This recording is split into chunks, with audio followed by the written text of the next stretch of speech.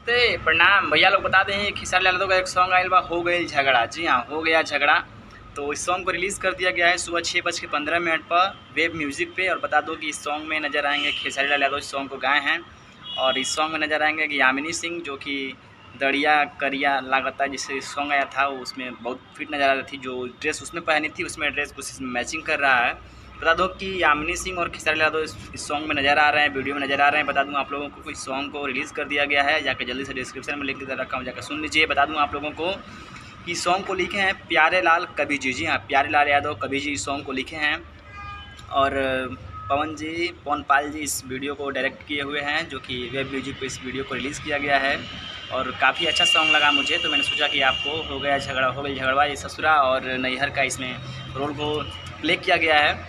तो मैंने सोचा कि आपको जानकारी इन्फॉर्मेशन दे दूँ। तो वीडियो कैसा लगा मुझे कमेंट करके बताएं, और चैनल पर नए हैं सब्सक्राइब कर लें, क्योंकि भोजपुरी से पल पल का रिपोर्ट मैं आपको देते रहता हूँ। बता दूँ आप लोगों को कि सॉन्ग को रिलीज़ कर दिया गया। जल्दी से डिस्क्रिप्शन में इसका लिंक दे रखा हूँ, जाकर सुन लीजिए।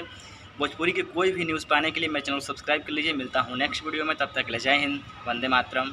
सॉन्ग को जरूर सुनिएगा।